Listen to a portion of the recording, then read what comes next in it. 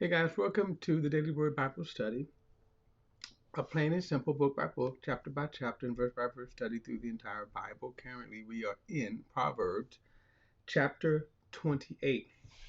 We only got four more chapters in Proverbs, but let's get right to it. Proverbs chapter 28. Let's see here. Okay, here we go. Verse 1 says, The wicked flees, excuse me, when no one is pursuing them, but the righteous are as bold as a lion. Kind of interesting. Remember, these proverbs are very general. So, why it's true in a lot of cases, it's also true, not true in some cases. Not all righteous are as bold. Um, but sometimes you wonder what also could be behind all of the what kind of meaning here. All right, and the reason I say that, by the way, is because the righteous, when they know they're righteous, for example, what comes to mind, and this is only one example, how the righteous in the face of death, because they know what their righteousness is. Excuse me, they know what their eternity is. All right, that's just one example though. Verse 2, when the land is in rebellion, it has many rulers, but with the discerning and knowledgeable person, it endures. Very interesting. I can think of a couple of places where this certainly is true. Verse 2, a destitute leader who oppressed the poor is like driving rain that leaves no food. Um, hmm. Verse 4, those who reject the law praise the wicked, but those who keep the law battle against them. Evil men do not understand justice. Excuse me. But those who seek the Lord understand everything. Now, I would say those who seek the Lord, not just come under the title of a Christian, of God's people, but those who seek the Lord understand all things, everything. Verse 6, better a poor man who lives with integrity than a rich man who distorts right and wrong. Now, we kind of saw these proverbs, how sometimes these proverbs can be said in different ways. We said this before, better is a poor man who lives with his integrity. So that's put like this, that's a general statement. The first statement is general in almost every case. It is better to be poor and have integrity than to have integrity than not to have integrity and be rich. But then he says here that the rich man who distorts right and wrong. Uh, Verse 7, the discerning son keeps the law, but a companion of gluttons humiliates his father. Whoever increases his wealth through excessive interest collects it for one who is kind for the poor. Now again, this is certainly not true in every case. Verse 9. Anyone who turns his ear away from hearing the law, even his prayer, is detestable. Now, believe it or not, there are people who are like that, who will not. Notice he said, those who turn away from hearing the law of God, but yet they will pray, and more so, even wonder why their prayers are not getting answered. Verse 10, the one who leads the upright into an evil way will fall into his own pit, but the blameless will inherit what is good. Now, this first part here, the one who who leads the upright in an evil way. Now, I'm thinking about a lot of pastors. Well, actually, think about this. It's not just limited to pastors. Anyone, though. I mean, just like I said, as with all these proverbs, they can be applied in so many ways. He said, the one who leads the upright into an evil way. I've seen parents do this, get upset because their kids, their teenagers, come to the Lord. And their parents get upset because they feel their kids are not having fun. They feel their kids are not living according to their expectation. And I'm going to say the expectations of unrighteousness. I'm thinking about one case many years ago where a mother used to really persecute her teenage daughter for turning to the Lord. But then when she left the church, she ended up getting pregnant, and she lived a good life. But I mean, she ended up in this life then. Excuse me. Then the mother was sorrowful over those turn of events after badgering her. So anyway, verse 11: a rich man is wise in his own eyes, but the poor man has discernment. A poor man who has discernment sees through him. It says, when the righteous triumph, there is great rejoicing. But when the wicked come to power, people hide themselves. Now, how many times have we seen this just in our country? In some respects, we're seeing it now. But anyway, verse 13, the one who conceals his sins will not prosper, but whoever confesses and renounces them will find mercy.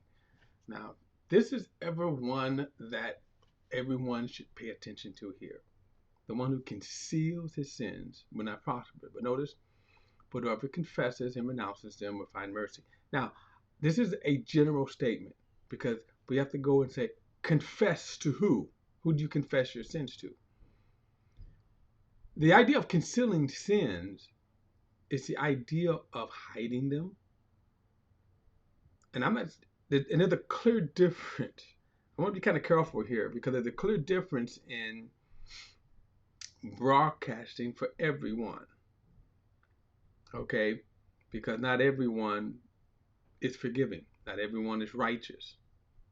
The idea here is your attitude, your demeanor.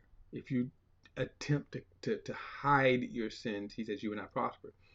But then he said if you confess them, and notice that the contrast here is if you confess them and renounce them, you will find mercy. Now you'd be surprised how many people do not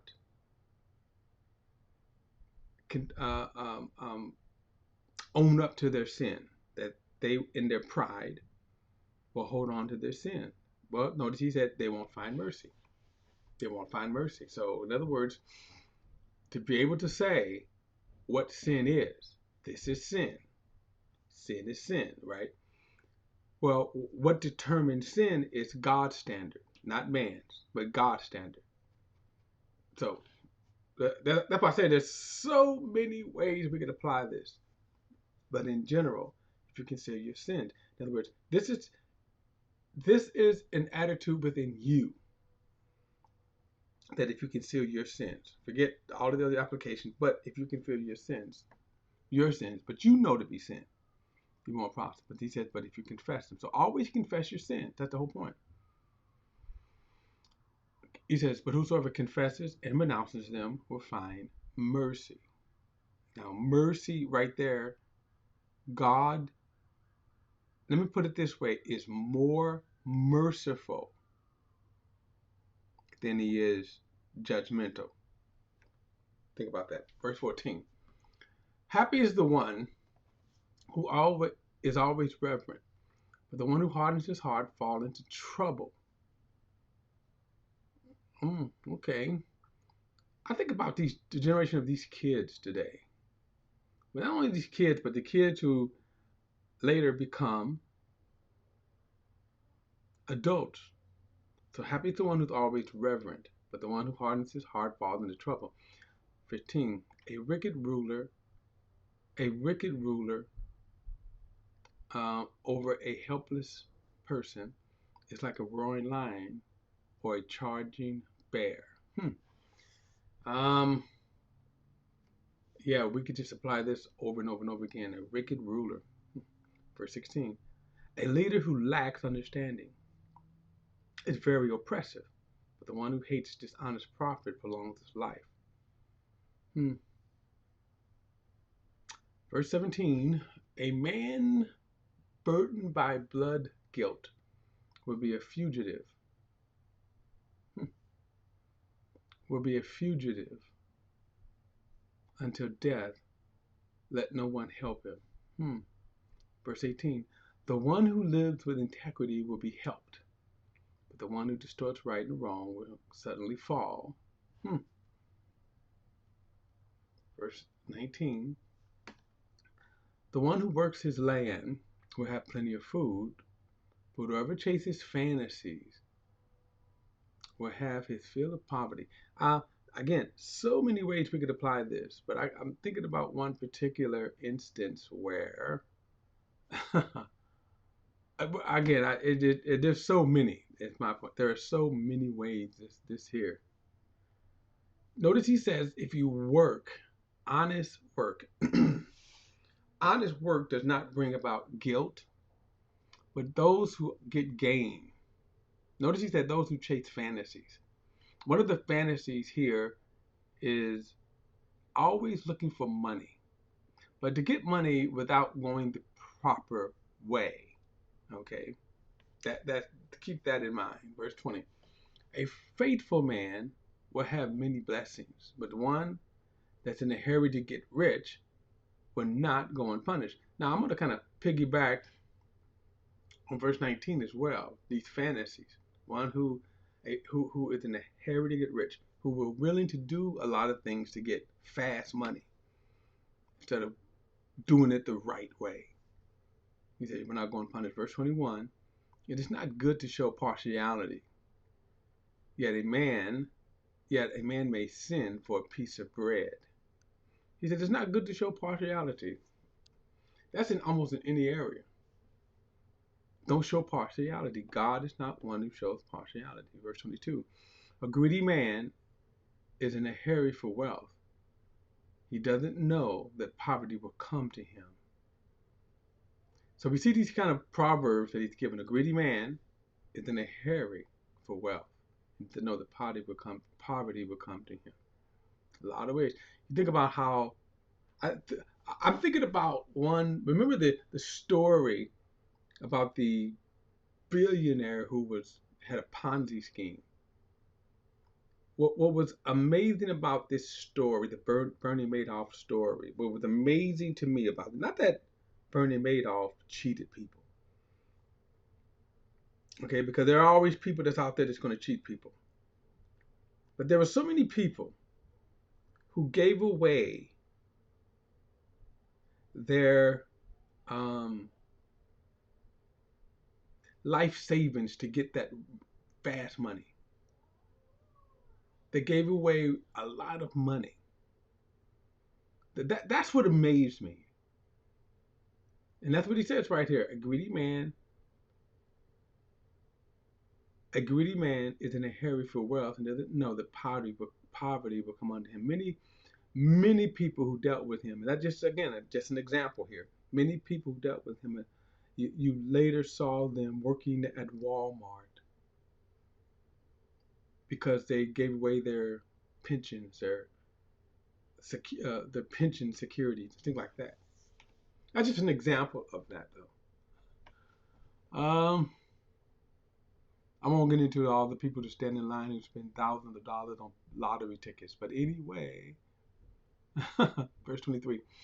One who rebukes a person will later find more favor than one who flatters with his tongue. Now, this rebuke, to me, when he talks about the one who rebukes a person, will later find more favor than the one who flatters with the tongues. Now, there's another way to that, another side to that. People won't like you when you rebuke them, but notice, in some cases, people will come to realize this was a better way. He says, one who rebukes a person will later find more favor than one who flatters with his tongue. Verse 24, the one who robs his father or mother and says that it is no sin is a companion of a man who destroys. So it takes a very kind of despicable person to do what? Rob his own parents. Okay? To rob his own parents. But then he goes on and said, watch this, and then says, there is no sin. What I didn't do anything wrong. Verse 25, a greedy person provokes conflict. But whoever trusts in the Lord will prosper. Notice he said a greedy person provokes conflict. Verse 26, the one who trusts in himself is a fool, but the one who walks in wisdom will be safe. How do you take that? Think about that. The one who trusts in himself. And the idea is that you don't have knowledge. You see life only through your eyes. All right. Verse 27. The one who gives to the poor will not be in need, but the one who turns his eyes away will receive many curses. We're seeing how many times, excuse me, how many times poor, the care for the poor comes up. Think about that. How many times do the care for the poor comes up? That we ought to care for the poor. And it's not, and here's the thing, it doesn't matter what you think. It doesn't matter how you think the person is worthy or not. Notice he said you should care for the poor. Let's see here. He says, when the wicked come to power, the people hide.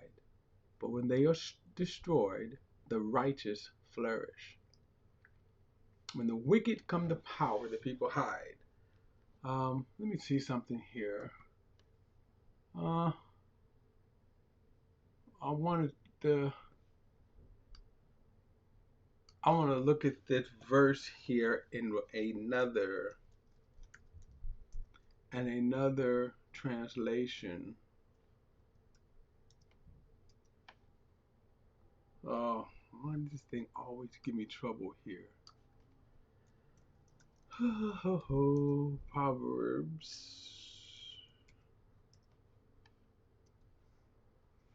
All right. I'm looking at a different verse here. It says now.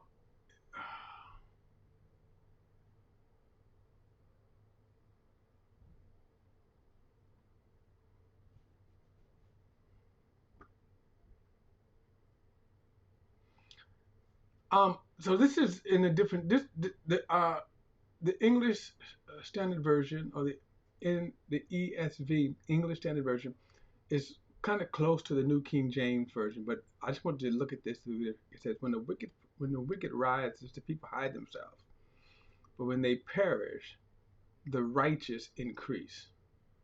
Now I wanted to show that says the righteous flourish. So kind of to say the same thing, just kind of a trivial in terms of the translations, but the thought here is when you have a wicked person who rules.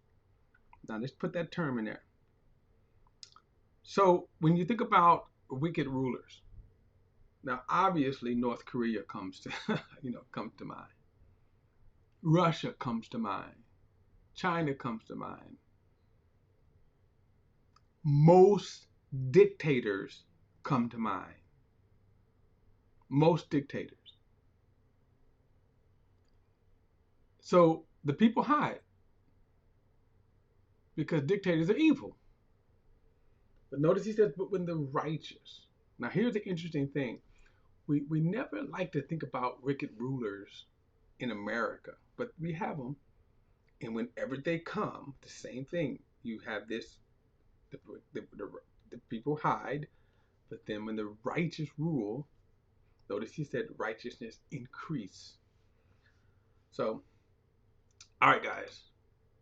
Don't forget to like and share this video. Subscribe to BP, the Bible Perspective. And as always, if you have a thought or comment, add it to the comment section below. All comments are welcome. See you in the next study.